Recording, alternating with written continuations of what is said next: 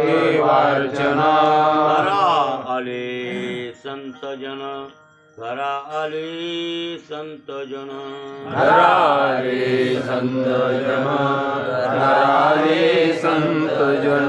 देव सारावे परते, देव सारावे परते, संत पूजावे आरते, संत पूजावे आरते, संत पूजावे आरते, संत पूजावे आरते.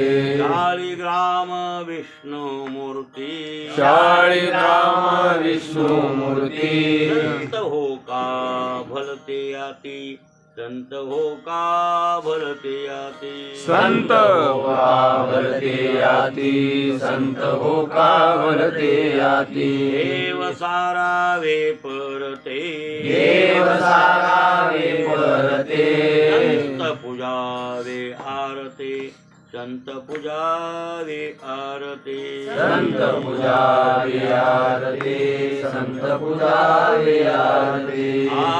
तुका म्हणे संधी, तुका म्हणे संधी, अधिक वैष्णवांची मांदी, अधिक वैष्णवांची मांदी, अधिक वैष्णवांची मांदी, अधिक वैष्णवांची मांदी. देव सारावे परते, देव सारावे परते, संत पूजावे आरते, संत पूजावे आरते, संत पूजावे आरते, संत पूजावे आरते.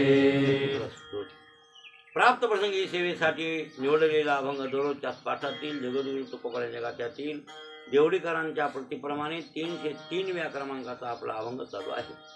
या अभंगामध्ये जगद्गुरु तुकोबाराय संत पूजेपेक्षा देवपूजेला अधिक महत्त्व देतात म्हणजे आहे ते सांगतात.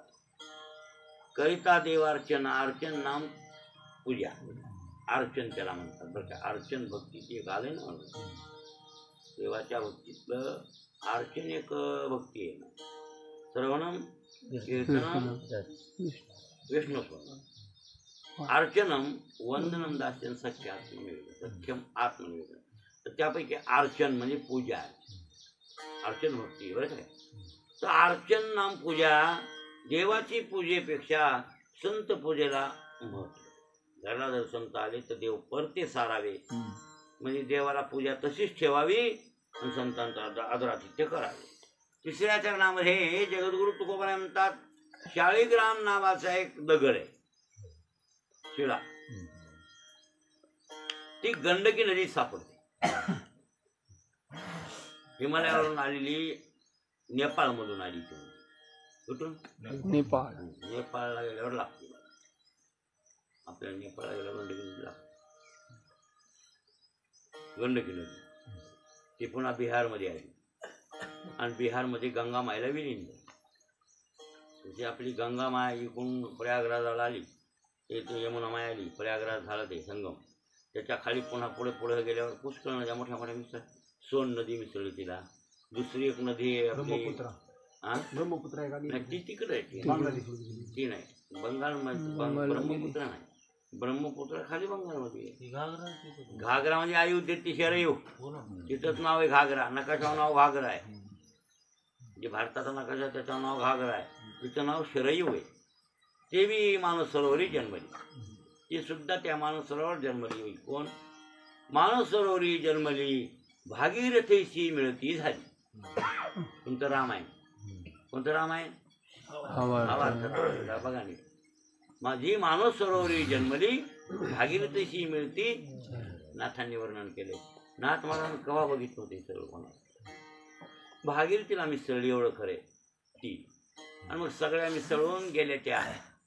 जे गाव मोठं म्हणजे बिहारची राजधानी पटना, काय पटना, हा, त्या पटनेवर 14 किलोमीटर तास. किती? 14. हा, 14 किलोमीटर म्हणजे कमीत कमी सोनपेठ इथून सोनपेठापेक्षा जास्त. पाणी संगम दूधगाव एवढं. इथं एक डगर तर तिथं एक डगर, एवढी नदी वाहते. कोणती? आपली गंगामाय. गंगामाय मेन आहे, मेन गंगामाय. अनेक नद्याला घेऊन तिच्यामध्येच खाली ती पुन्हा मिसळली गंडकी. काय गंडकी. गंडकी. आणि गंडकी नदीतल्या शिळा त्या काळापाषाण, लक्षात आलं की नाही. आणि हे शाळेग्राम तिथं सापडतात, कुठेही शाळेग्राम नसतात, त्यात नदीत सापडतात ते शाळेग्राम शिळा. त्या नदीत एक लक्षात ठेवा, गंडकी नदी शिवाजी महाराजांनी जी मूर्ती बसविली का त्या गडावर देवीची मूर्ती स्थापन केली नाही का गडावर, राजगड. त्या राजगडावर मूर्तीला दगड कुठला आणला, तिकडून आणला गंडकीवरून. गंडकी शिळा आणली, तिची मूर्ती कोरून घेतली आणि जगदंबेची मूर्ती स्थापित केली शिवरायांनी.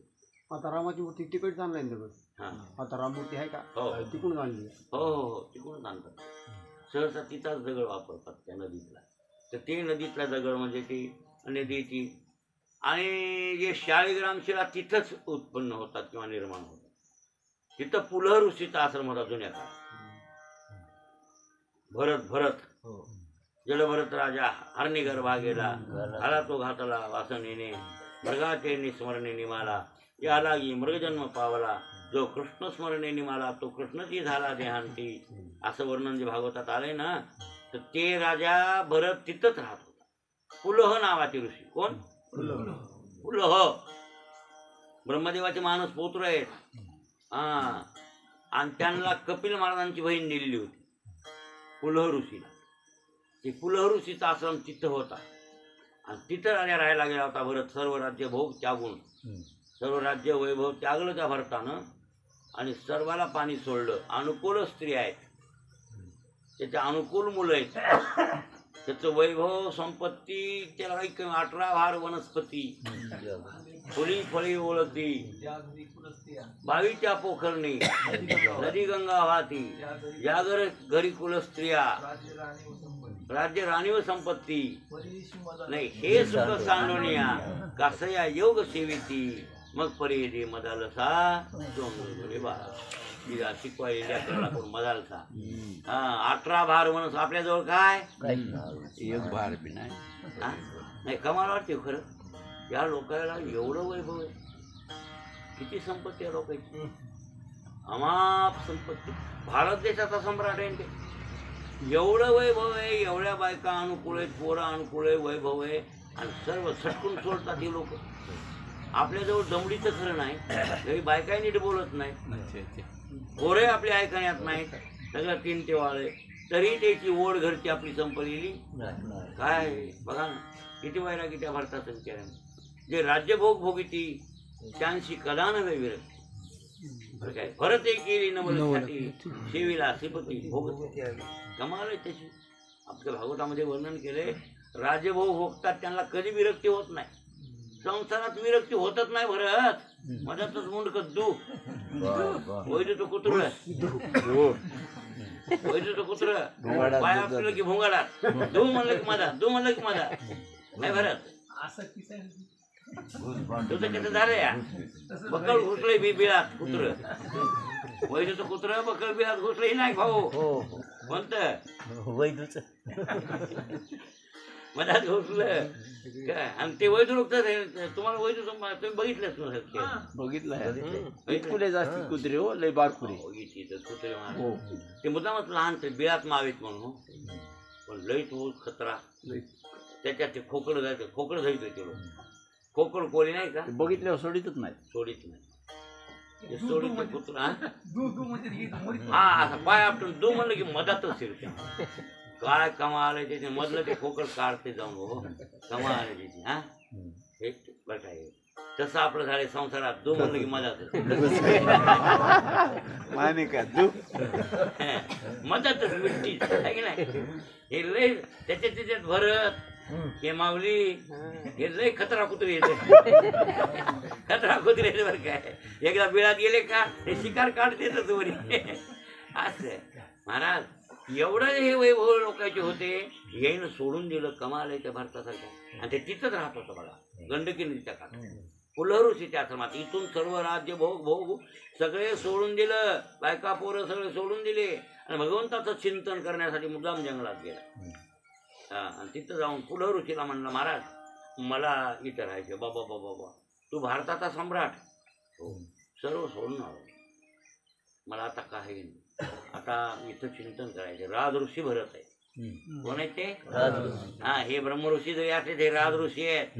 आणि सर्व ठेव त्या झोपडी बांधून तिथं राहायला होतं त्या गंडकीच्या काठावर. हे सांगायला तुम्हाला अशी गंडकी नदी आहे आणि तिथं शालिग्राम शिळा मिळतात. एवढाच असतो शालिग्राम. आणि वैष्णवांना शालिग्राम पूजनीय, शैवांना लिंग, वैष्णवाला आणि शालिग्रामावर 12 चिन्ह असले पाहिजे. हे लोक फसवायत पंढरपूरात. तुम्हाला काही म्हणून शालिग्राम द्यायचे. आता गोल गोटा देते तर आहे पंढरपुरात विकायला. तुम्ही फसायले तसं नाही. शालिग्रामात 12 चिन्ह पाहिजे. 12 चक्र पांढरे असते तर आपोआप ऑटोमॅटिकच त्याच्यावरती असते. पांढऱ्या रंगाचे ते दगडच आहे त्याच्यात पांढऱ्या रंगाचे त्याचे गोल चिन्ह. किती पाहिजे ते? 12 असले तर ते मान्य आहे पूजेला. शालिग्राम ते महत्वाचं आहे. शालिग्रामाचं एक वैशिष्ट्य आहे. बाकीच्या मूर्त्या स्थापित कराव्या लागतात. कळलं? म्हणजे प्राणप्रतिष्ठा वगैरे कार्यक्रम करावा लागतो. कोणती मूर्ती जर बांधायची असेल तुम्हाला तर त्या मूर्तीची प्राणप्रतिष्ठा वगैरे हे ते कार्यक्रम करावा लागतो. तेव्हा तिच्यात देवत्व येते. बरोबर आहे ना? बरं पूजा करताना आपल्याला आव्हान हे आता मला नाही तुम्हाला 16 प्रकार सांगितले ना. पूजेचे प्रकार किती सांगितले? 16.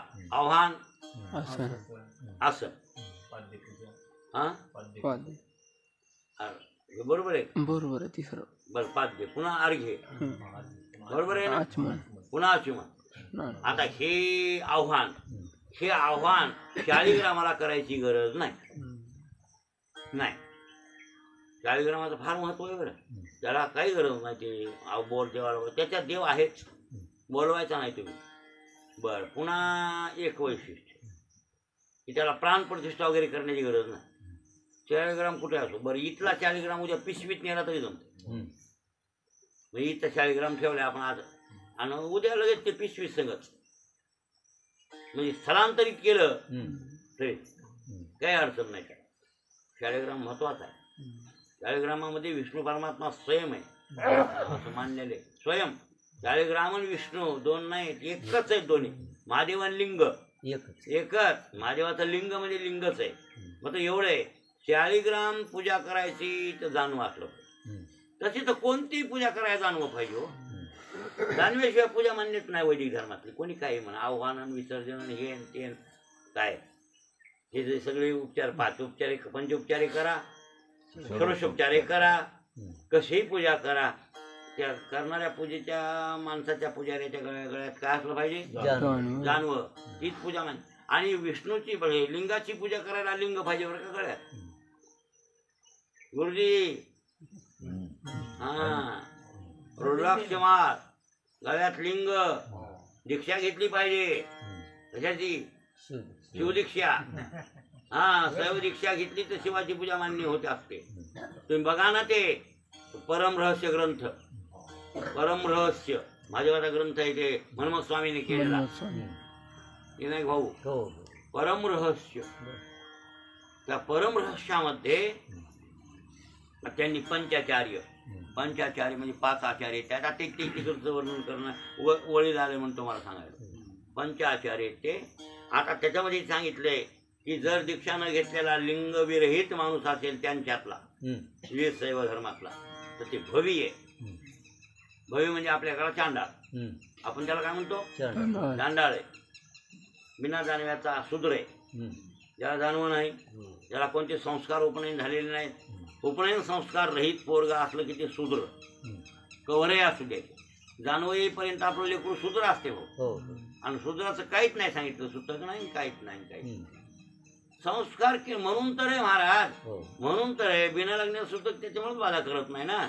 आता ते संस्कारच नाही ना. लग्न झाल्यास तरी म्हणता येते की एक लग्नाचा संस्कार पुढचा केलाय. आणि लग्नाचा संस्कार करताना पहिला हे उपनयन संस्कार म्हणजे जानवर टाकावं लागत होतं पहिल्या काळात. आता बामणाला काय पाहिजे? फक्त पैसे.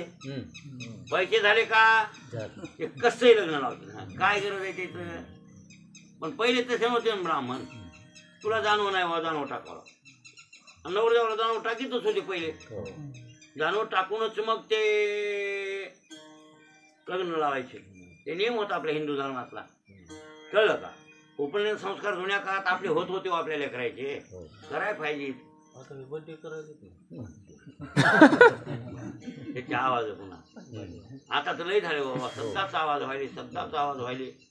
कायचे आवाज आहे ते लेकर तिथे. बड्डे म्हणा, काय म्हणा, लेकर जन्माला आवाज, त्याचा वाढदिवसाला आवाज, कशाला आवाज, कशाला आवाज, बड्डे काय वाढविले हे सगळं आहे नाही. हे नाही महाराज, लेकराचे उपनयन संस्कार महत्वाचे. बरं ते ठीक आहे हो. वाढदिवस म्हणतात त्याला. बर्थडे, बर्थ नाम जन्म, डे नाम दिवस आहे ना असं वाटतं. इंग्रजी भाषा आहे ते. बर्थडे आता ठीक आहे. आपल्याकडे वाढदिवस म्हणतात त्याला. काय म्हणतात त्याला? हां, किंवा बारस. तर ते वाढदिवस कसा करायचा माहिती आहे का? वाढदिवसाला 7 चिरंजीव असन, 8वा चिरंजीव मार्कंडे त्याचे नावे घ्यावं लागतं आणि त्याला आयुष्य मागायचे. ते मंत्र विधी विधानानं करायचं. असा वाढदिवस केला पाहिजे. इथं तर फुगेच फोडायचे झालं आणि खायला काय द्यायचं, पुण्यात काय खायला हे मूर्ख म्हणतात. बरं पुन्हा तारखेवर, तिथीवर नाही राहिला वाढदिवस, तारखेवर. म्हणजे हिंदी संस्कृती सोडली आणि इंग्रजांची संस्कृती बळक्या घेऊन ना राहिले आणि कुठे फुगे फोडायले. ते नाही महाराज. ते काही काही ते नाही. आपलं विधीनं मंत्र आहेत त्याचे. वाढदिवसाबद्दल बी मंत्र आहेत बरं. काय की नाही भाऊ? वाढदिवस करण्यासाठी मंत्र आहेत. तुम्हाला नातवाचा करायचा असं तर बघा. हा जर हौस असते आज यायला. हा विधीनं आहे ना. नाही वाढदिवस शास्त्रातच आहे, त्याच्याबद्दल नाही चाललं हो. पण ते आहे ते काय बरं काय. पण ते असं मग हे आपले उपनयन संस्कार महत्वाचे आपल्या लेकराचे. कोणते संस्कार? उपनयन. आता उपनयन संस्कार करत असताना आचार्य आणि गायत्री हे माता पिता होतात. आचार्य बाप, गायत्री दुसरा जन्म झाला त्या लेकराचा. आणि ज्यावेळेला ते बटुरकुर्यात मंगलम एक जानव येईल त्यावेळेला ते पूजेचा अधिकारी झाला. एरवी कोण्याही देवाची पूजा करायची असेल, विष्णूची, महादेवाची, आपलं हे तुमच्या पांडुरंगाची, तर जानवं अवश्य. आणि शाळीग्रामाची तर करूच नाही. बिना जानव्याची पूजा शाळीग्रामाची करायची नाही. त्याला जानवच असलं पाहिजे. आग्रह आहे. जसं शैव धर्मामध्ये परमरहस्यात मनमस्वामीने सांगितले, लिंग नाही घातलं तो मनमस्वामी म्हणजे दीक्षा नाही घेतली शैव धर्माची तर तुला महादेवाची पूजा करण्याचा काय अधिकार आहे? करू नको महादेवाची पूजा. त्यांनी मनाई केली. कोणी? कारण आता परमरहस्य ग्रंथवरी आहे तुम्हाला बघा काय आहे ते. त्यांनी मनाई केली आहे. अजिबात नाही. वीरशैवच न तो दीक्षा घे. आणि दीक्षा न घेतला तो भवी. त्याला काय नाव दिलं? भवी. भवी म्हणले ते. त्या भवीचं तोंड पाहू नये, त्या भवीला घरला आणू नये, भवीचं संभाषण करू नये, भवीचा संबंध येऊ देऊ नये असं कोण म्हणले? मनमस्वामी. वीरशैव धर्मामध्ये लिंग गळ्यात घालताना ती दीक्षा आहे बरं. ते उग फुकटच घालायचं गळ्यात बांधायचं असं नाही. जसं आपलं जाणवं विधीनच घालावं लागलं की नाही. पण ते दोरे बाजारातले आणायचे नारकाच्या गळ्यात नाही जमत ना. मग तसं हे सुद्धा लिंग घालताना त्यांच्या आचार्याकडून दीक्षा घ्यावी लागते. मग ती गळ्यात लिंग येतं. मग त्यावेळेस तो झाला वीरशैव. आणि मग त्यावेळेस महादेवाच्या पूजेचा अधिकारी मग झाला. त्यावेळेस तोपर्यंत नाही. असं शास्त्र आहे त्यांचं. कोणतं? वीरशैव धर्मात. आता आपण निस्तं दर्शन करतो ते की बाजूवे. आपण वैष्णव जरी आपलं महादेवाला वेगळं समजत नाही. महादेव आणि विष्णू एकच असल्यामुळं आपण वैद्यनाथाला गेल्यावर एखाद्या बिल्वपत्र वाहतो. समोर जर देव महादेवाला पाया पडतो. महादेव आणि पांडुरंग एक आहेत अशी आपली भावना आहे. मग आपल्याला लिंग घालून पाया पडण्याची काही गरज नाही. आपण वैष्णव आहेत ना. आपण वैष्णव आहे, जाणवय ना आम्हाला. पण ज्याला पूजाच करायची, ज्याला अट्टहासानं जास्त महादेवाची आवडच आहे, लिंगाची पूजाच करायची, दररोज लिंग पूजायचं आहे आवडीनं आणि त्या धर्माप्रमाणे वागायचं असेल तर त्याला दीक्षा घ्यावी लागते. आणि नाही घेतली तर भवी. भवी नाम चांडाळ. आपल्या काळात चांडाळ म्हणतात आपण त्याला. काय म्हणतो आपण? चांडाळ. चांडाळाचं तोंड बघून सांगितले शास्त्रात आपल्या इकडे बी. जे संस्कार विरहित माणूस आहे, संस्कार रहित आहे, ज्याला जानवं वगैरे कोणते असे संस्कार हिंदू धर्मातले झालेले नाही आहे, तो चांडाळ, तो पतित आहे, तो पामर आहे. कळलं? आणि त्याला कोणताही अधिकार नाही. पूजा अर्चा करण्याचा अधिकार शास्त्रात सांगितलेला नाही. म्हणून गळ्यात जाणू असणं आवश्यक आहे. कोणा विष्णूची पूजा करायची असेल तर, महादेवाची पूजा करायची असेल तर लिंग गळ्यात असणं आवश्यक आहे. हे ठरलेले आहे महाराज. बिना जानव्याचं पूजन तर इतर देवाचं करू नये, पण शाळीग्रामाचं तर करूच. मी आग्रहानं सांगायचं, शाळीग्रामाची पूजा करायला काय पाहिजे असलं?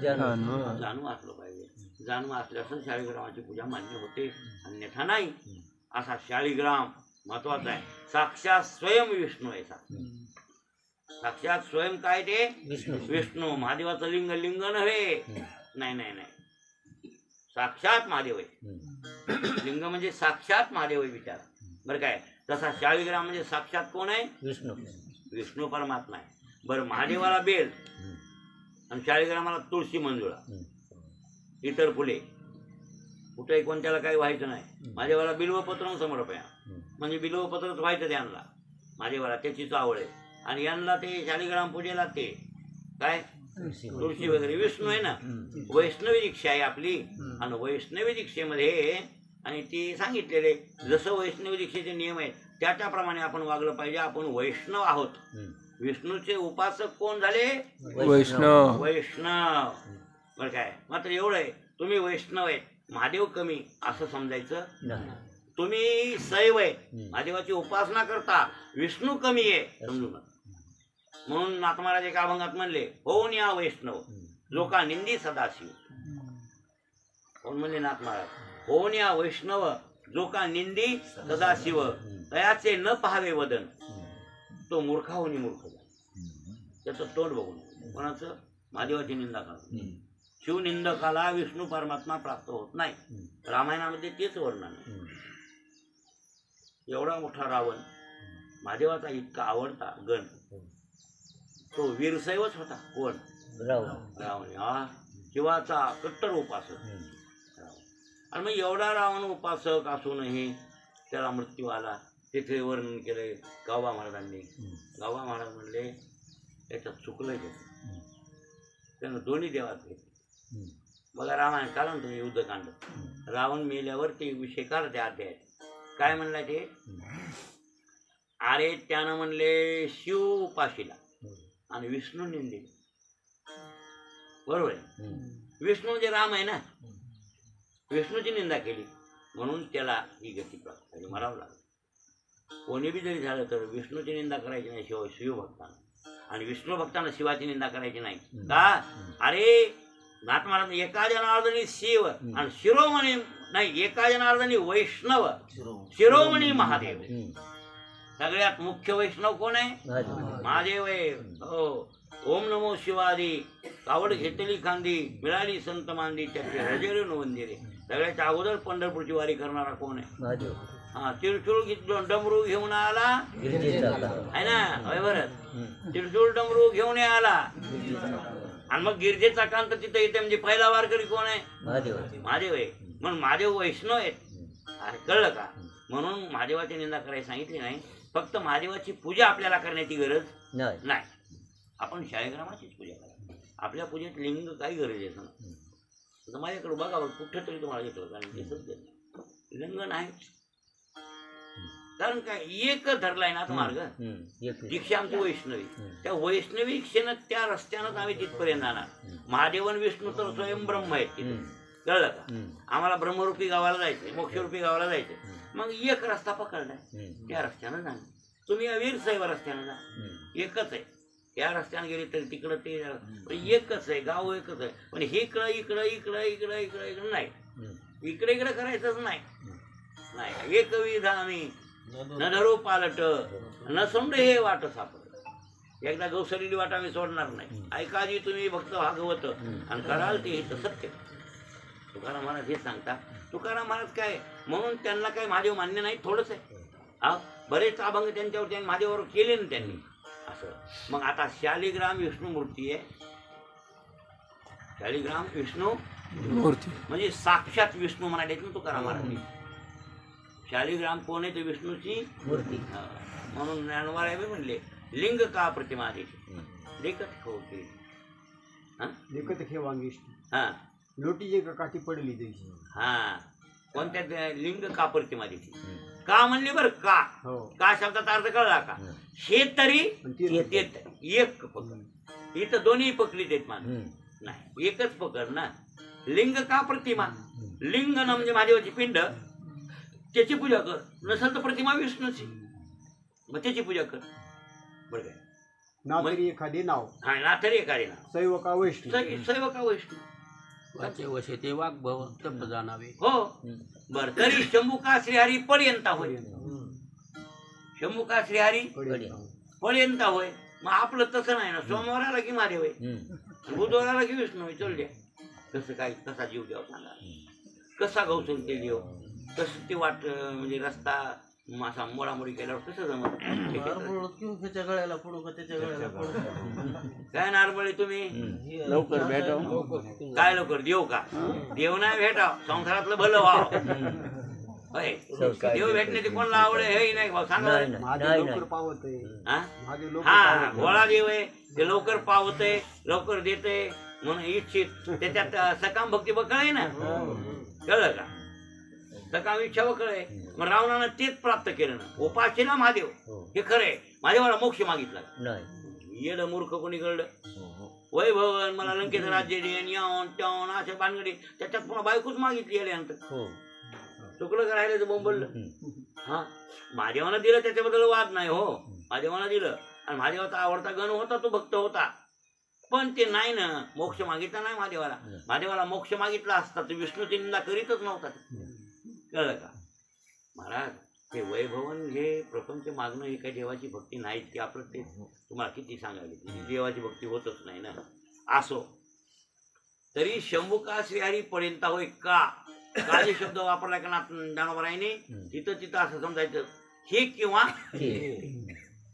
शंभू का श्रीहरी म्हणजे एक तर महादेवाचा आवडता बन याचा विष्णूचा आवडता बन म्हणजे ही भक्ती कर किंवा ही कर किंवा किंवा म्हणजे का काय का म्हणजे किंवा असा त्याचा अर्थ आहे चला अरे आमचे रोहिदास चांभार संत मालिकेत आपल्या संत मालिकेत चर्मक वंशात जन्माला आले हा चांभाराच्या वंशात जन्माला आले त्यांच्या बापाचं नाव रघुनाथ आहे रघुनाथ त्यांचं गाव आहे मला वाटते मांडुरगड काशीत गेली ती गल्ली आता रोहिदास महाराजचं गाव विकासित गेलं आणि कबीर महाराजचं गाव विकासित गेलं ते काशीतली आता गल्ल्या झाल्या गल्ल्या लहर तारा कबीर महाराजांचं गाव कोणतं लहर तारा काशीत मिसळला मांडुरगडी काशीत मिसळली काशीच्या बाजूला खेळ होतं ते छोटस एक चांभार वस्ती असतं ढोर त्यात चांभारा म्हणजे दोन भाग आहे एक दोन भाग आहे बरं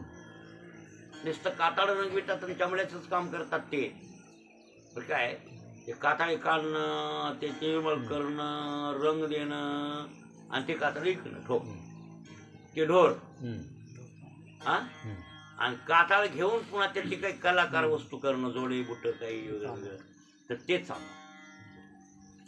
ते तर ढोर ढोवत म्हणले मी स्वतः ढोर आहे म्हणजे सांभारपेक्षा खाल्लाय कोण नाही ढोर ढोर जात ढोर होते की नाही आपल्या आता मी नाडी घेऊन काय येत होते ना आपल्या लहानपणी जाणून बुजून ते ढोरच होते हा ढोर आहे सांभार नाही ते ढोर आहे जात ते एक प्रकारचे ते काम धंदा करणारे त्या धंद्यावरून पडले नाव आहे एक ग्रीट झाला आता रोहिदास महाराजांच्या आईचं नाव आहे बापाचं नाव रघुनाथ आहे रघुनाथ आणि रघुनाथ सांभाराच्या पोटी जन्म घेतला त्यानं राहत होते आणि ते जे त्यांचं तिथं राहत होते ती गल्लीच ती त्या लोकांची होती दुसरं कोणीच नाही मग ते बुटं शिवायला कोणीतरी मग लोक जायची चवळी शिवायला त्याला आणि काही वासनेनं फटकारा मारल्यामुळं रोहिदास महाराजांना ब्राह्मण पहिला जन्म आहे पण बुटा वासना गेली जोड्यावर वासना गेल्यामुळं त्यांना सांभाराच्या पोटाला जाऊ पहिले पण पहिले कोण आहेत ते ब्राह्मण आहेत ब्राह्मण म्हणून आमच्या नाही काय हरीच्या दासा हरिराई दिशा भावे जैसा तैसा हरी एक हरिमुखी गाता हरपली चिंता त्या नाही मागुता जन्म घेणे लागे जन्म घेणे लागे वासनेच्या संग जन्म घ्यावा लागतो म्हणून त्या वासनेनं ब्राह्मण असूनही चांभाराचा जन्म मिळाला मिळू काय तिथं जन्माला आले मग तिथं जन्माला आल्यावर मग भगवंताची भक्ती मात्र त्याला काय महाराज निकी करत.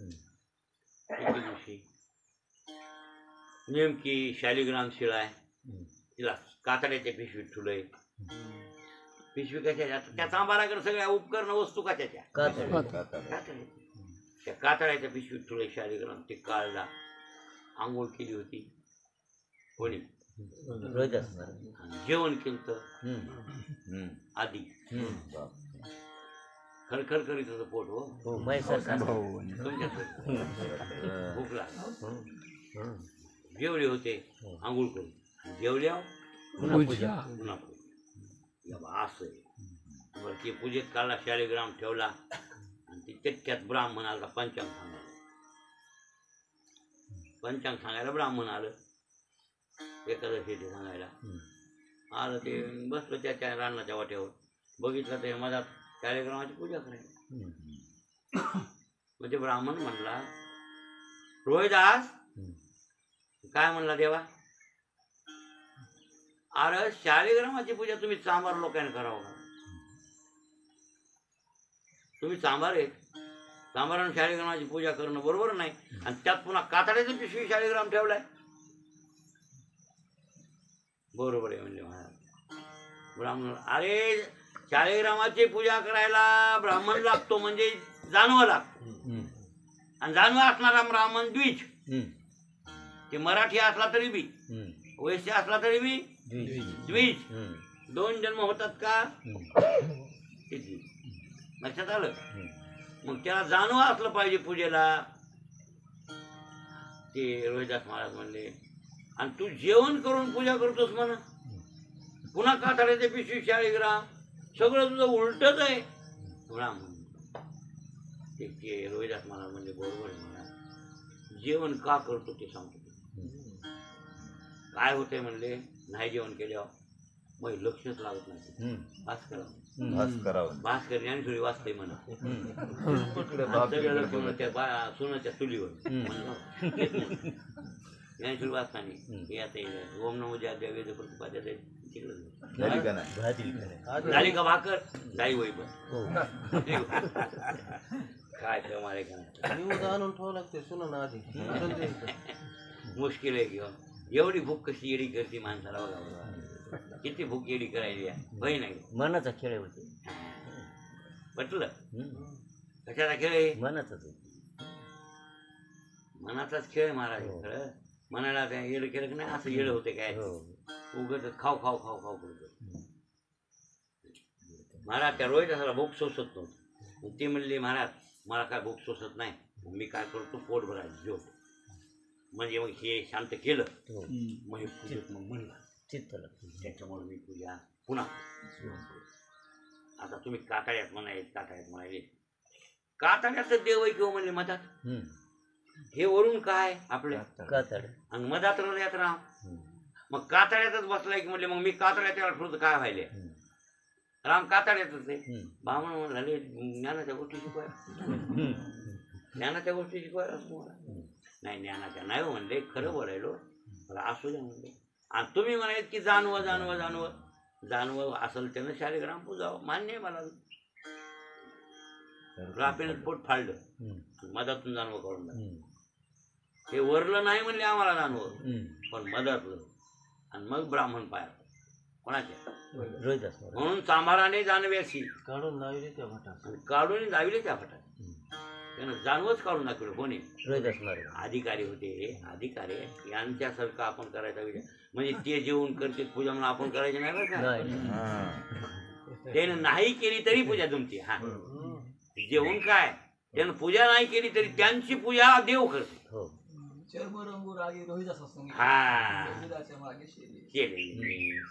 त्यांची कशाला बरोबर आहे? त्यांची बरोबर आहे आपल्याला नाही. आपण साधक लोक आहेत काय, फक्त इतकंच बघत जाऊ. ते मुक्त लोक आहेत, मुक्त लोक आहेत, कशाला विचार करायचा?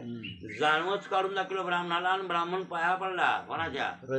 हा असा अधिकार कोणाचा? रोहिदास महाराजांचा. एक ब्राह्मण आला होता बूट शिवायला त्यांच्याकडे, एक ब्राह्मण. आणि ब्राह्मण बी निक्का होता, निक्का खरा ब्राह्मण होता. आणि खरे माणसं खरेच असतात. आला ते आल्यावर रोहिदास बूट शिवा बरं आमचा. आणि ते बूट शिवल्यावर रुपया काढला. अरे का जुन्या काळात पैशाला काय कमी किंमतीचं होतं घेऊ. आपल्या देखत रुपया 8 आणे देत होती सांभाळा 4 आणे. टाके मारल्यावर किती होते? हे नरवळीचं सांभाळ आपल्या देत होते नामदेव का ज्ञानू. नामदेव विकत होता आधी, पुन्हा ते ज्ञानू. नामदेवचं काम पॅक होता दुसऱ्या रविवारी उकळत होतं. नाही खरंच होतं का नाही? ते नामदेव पहिला येत होतं, भाऊच होते ते ज्ञानू नामू इथे येत होते. ते मागून एवढा नारायण, आधी एवढा नामू. नामदेवाचं काम म्हणजे दुसऱ्या रविवारी पुन्हा याच सणवारी माझ्याकडे असं काम होतं तुमचे. पण 4 आणे किती होते? मग तसं ते काही खुर्दा ठरल्याप्रमाणे ते शिवलं म्हणून त्या ब्राह्मणानं काढला. जेव्हा काही रोज नाही मी महाराजाचे ब्राह्मणाचे वारकऱ्याचे पैसे शिवलेले अजिबात नाही. आणि तेवढं तुम्हाला घडू द्या म्हणले, पुन्हा कवा मला जन्म मिळणार आहे तुमची सेवा करणे. हे आमची शिवलेली बुटाची काय अहो तुम्ही पायात घातलं तेवढंच आम्हाला पुण्य नाही. मी घेत नाही म्हणतो. बामण म्हणला तू घेत नाहीस पण मी कोणाचा रुपया ठेवून नाही. फुकट कोणाचं खायला आपल्याला जमत नाही. निक्क वागणारा माणूस आहे म्हणला मला जमतच नाही म्हणला. पुढच्या जन्मात का फेडू का म्हणला तू पैसे म्हणून. हा म्हणजे कुठेतरी उसनवारी फेडावंच लागेल मग तू उपकार. अजिबात न घेऊन नाही पैसे घेऊन. म्हणले देवा मी काय घेत नाही म्हणले. आता तुम्ही द्याच म्हणे घ्याच म्हणे. अरे पा मग ऐका तुम्ही मला तुमचे पैसे किती द्यावे ते पोहोचले. तुम्ही गंगा मायला अर्पण करून म्हणला. गंगा मधात होती पलीकडे ते गाव हरिजनात त्या तांबाऱ्याचं गाव पलीकडे नावेत बसून गेलं तर ब्राह्मण. पलीकडून अलीकडे यायचं काशीत. मग ते ब्राह्मणानं बिचाऱ्यानं बूट घेतला, बूट पायात घातला जोडा. निघाला ब्राह्मण. निघाल्यावर ते आला गंगेजवळ. आता आपल्याला काय करायचं म्हणलं ते पैसा देवाला ते म्हणला गंगाला टाकायचं गंगा टाकायचा काय करायचं ते खरं होतं ब्राह्मण बरं काय. आलं गंगेत आलं आणि गंगेत असा पैसा गंगा माते हे रोहिदास सांबाराचा रुपया या आडका काय असेल ते असा म्हणून ती लगेच ती काकणा सहित आली. कोण? गंगा. काकणा सहित आली ते रुपया घेतला कोणी गंगामाईने. आणि त्या ब्राह्मणाला म्हणू लागले रोहिदास महाराजाला सांगा तुमचा रुपया मला पोहोचू. महाराज तिथं डोसक्यात चक्कर बसलं कोणाच्या. हे सांबारानं पैसा टाकायला लावला. गंगा साक्षात दर्शन देते म्हणजे ह्या सांबाराचा मोठा अधिकार. परत आला ब्राह्मण सांबाराकडे. आल्या पाया पडला कोणाच्या रोहिदास बाबा तुम्ही देवा आमच्या पाया कसं पडता आम्ही सांबार मानतो. नाही म्हणजे तू सांगतोय नाही बाबा तेच पाया पडला त्या ब्राह्मणाच्या. रोहिदास हा तू महात्मा आहेस तुझ्यामुळं मला गंगेचं दर्शन झालं.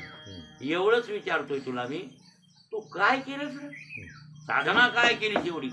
मी आतापर्यंत ब्राह्मण आहे इतका निक्का वागतोय तरी ह्या बोधावर मी आणखीन नाही. आणि तुला एवढा बोध झाला की गंगा माता दर्शन देते मग आणखीन मग एवढा अधिकार तुझा सांभाळाचा नेमकं काय केलं त्यानं सांगितलं बरं काय. हे देवा मन में चंगा तर कटोरी मी गंगा. मन चांगला असल्यास माझ्या कोंडाच गंगा येईल. हे माझं सांभाराचं कोंड आहे का याच्यात गंगा येईल. पण चांगलं काय पाहिजे मन. मन साफ केलंय बाकी का ज्याने मन ते जिंकिले हो त्याशी काय वाणू मी बोले. वा त्याने माझं पोषणे केले की इकत घेतले उकेजेची. हा वा वा वा. वासू नेदिता जैसे हा चंदनी सुगंध वासे हो अधिकाराचे तैसे रूपाची जाण. नाही मनाला साफ केलं का भाऊ झालं म्हणून मन करा अरे पण सर्व सिद्धीचे करा मोक्षात्वा बंधन सुख समाधान इच्छा. मन आहे आणि मनाला साफ करणं हेच निर्मळ. मग हे आमच्या रोहिदास महाराजापाशी होतं. पण चांबारानं जानव्या म्हणजे पूजा करू नये बरोबर आहे. जानवा असल्याशिवाय पूजा करू नये. चांबारापाशी मधात होतं आपल्यापाशी मधात असल्यावर गरज नाही वरल्याची. मधातलं जर निघत असेल कोणाचं तर वरलं घालू नका बरोबर आहे ना.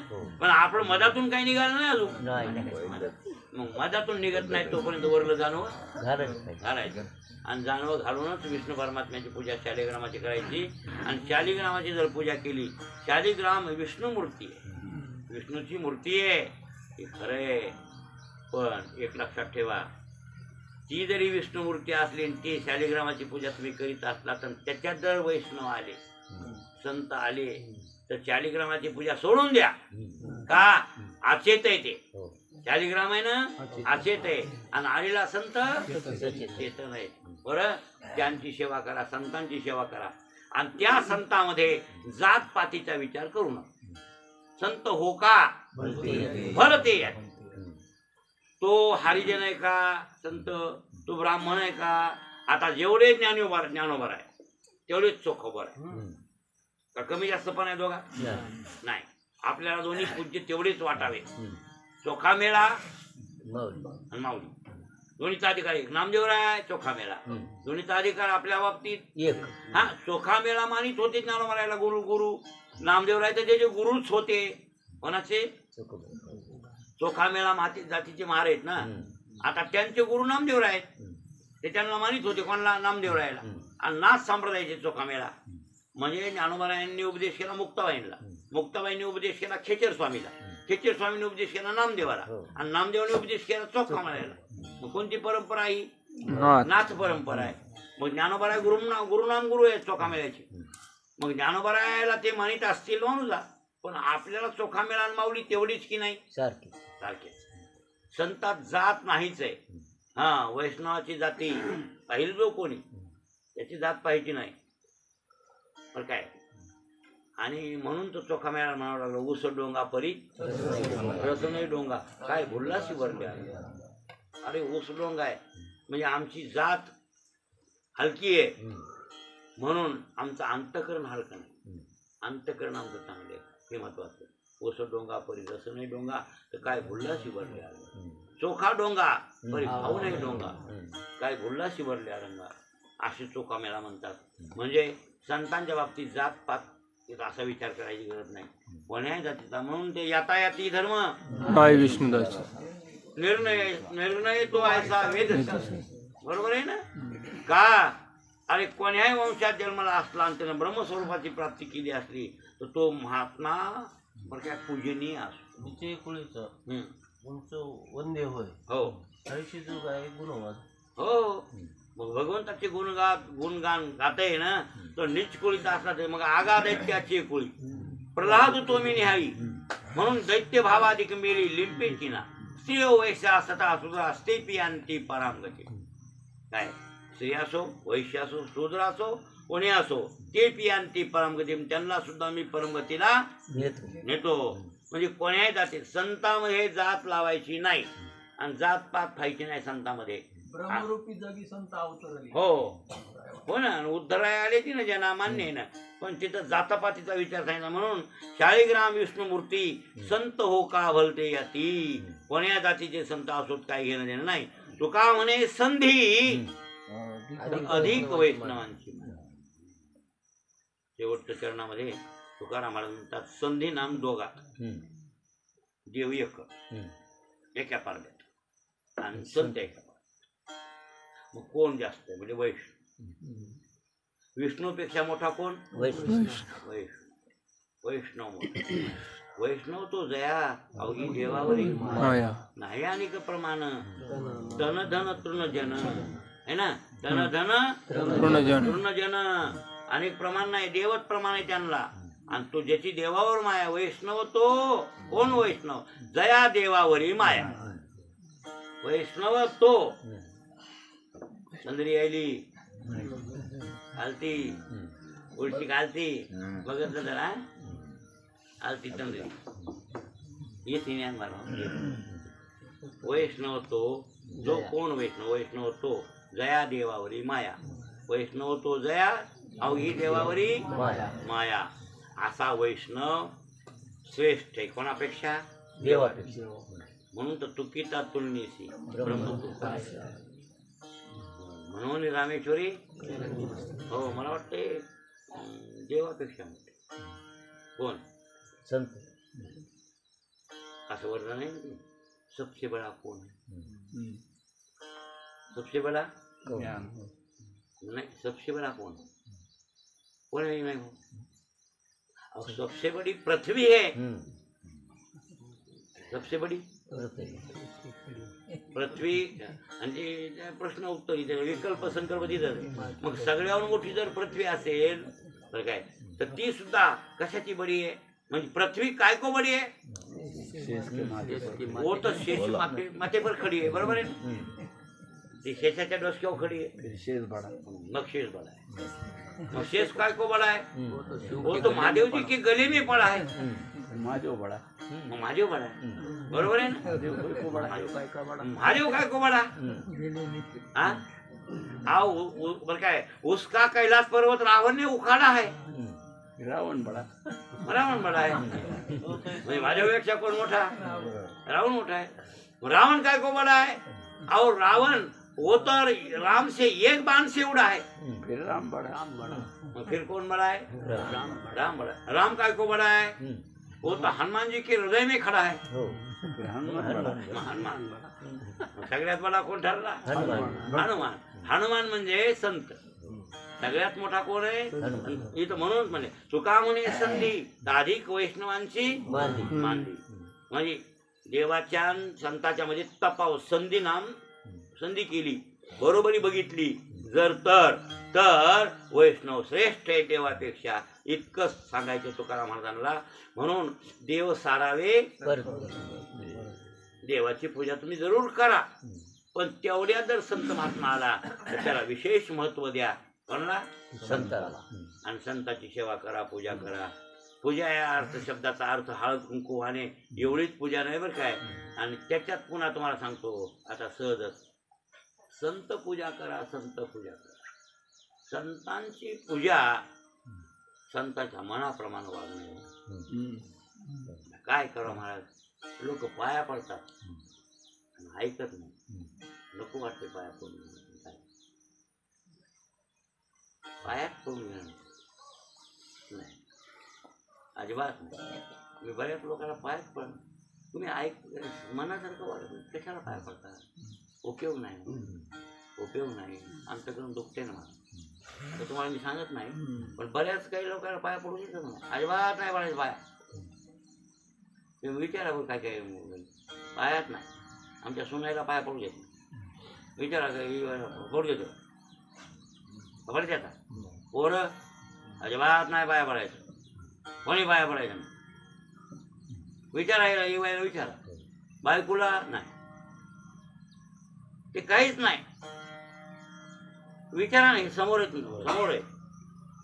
काय उपयोग आहे पाया पडताना चिमटे घेता? नाही, आम्ही सांगल तसं वागणं ते खरं. उग काय पाया पडायची श्रद्धा दाखवी नाही ती. हे अंतकरण ओळखून चालणार. बस करतात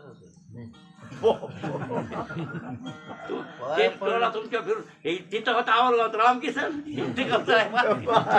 तुम्हाला नाही तुम्हाला आवलगावात कोण होता? रामकिसन. त्याचा बुकना करीत होते रामकिसनाचा. आता ते तिकडे लांब आहे, ते म्हणा बरं झालं काल बांधलं झालं तिकडे. इथे कोण गवसाला आता भास्कर गवसाला. महाराज एक सांगायलो, मला पाया पडण्याचा उलटा राग आहे. काय कोणीच आता इथं तुम्हाला सांगायला इथं पाया पडायचं आता सहज निघालाय ना, अजिबात पाया पडायचं ना. पाया पडण्यात एक तर वेळ जातो. आमच्या टायमाचा खराब वरी अर्धा घंटा त्याच्यात वरी जाणं होतंय, लगीला बसणं होतंय, काय पाणी पिणं होतंय, त्याच्यात पाया बरी आहे. आणि पाया पडण्याची वेळचा वेळ झाला वेस्टेज. बरं पुन्हा त्याच्यामध्ये आनंद काय तर पुण्य जाते. दुःख आहे का सुख आहे बघा, पाया पडून घेण्यात सुख आहे का दुःख आहे बघा. आपलं जे काही थोडस असलेलं तुटकं मुटकं पुण्य तुमच्या अंगात ते पाया पडणारे घेऊन जाते. लक्षात आलं का? मग आपलं पुण्य जाते. एक तर नुकसान व्हायले त्याच्यात पाया पडले. हा म्हणून लक्षात ठेवा, संतांची पूजा शुद्ध चर्या आचरण हेची पूजा कर्म कुसुम. अरे संताला पैसे पाहिजे नाही, तुमचं काही फायदे नाही. तुकाराम महाराज म्हणले ना, आम्हा देणे धरा सांगत होते काने, चिंता पाय म्हणे तेने माझ्या मना होय समाधान, विलास मिष्टान्न लगे सोने. व्रत एकादशी द्वारी वृंदावन, कंटिल्या रेलीने तुळशी माळा. तुका म्हणे त्याच्या घरची उष्टावळी, तो मग दिवाळी दसरा सण. मला तुमचं जेवाय न ग, मला तुमचं काही न ग, काही न ग, तुम्ही पकवान न करा, मला भाजी भाकर बदलली. पण तुम्ही हे मी सांगल तसं वा. ऐका वागा असे तुकाराम महाराज म्हणतात. तुका म्हणे हा शेष. खऱ्या संताला पैसा पाहिजे नाही, मान सन्मान पाहिजे नाही, तुमचं डोसकं आपटीन पायावर हे गरजच नाही त्यांना. फक्त तुम्ही चांगलं वागले का ही पूजा संत. शुद्ध चर्या आचरण, शुद्ध चर्या आचरण आणि हेची पूजा ना संतांची. हे महत्वाचे भाऊ. त्यांच्या मनाप्रमाणे आपण ह्याचा विचार उद्या करू. शुद्ध चर्या आचरण हो. आता ते आता काय देव सारावे, करते. संत पूजावे, करते. संत कसे पूजावे काय लांबला दिवस. हा पूजाचा दिवस लांब जाऊ. संतांची पूजा कशी करावी त्याचा विचार उद्या करू. मग काय विशेष महत्वाचे. महत्वाचं संतांची पूजा महत्वाची. कुंडलिका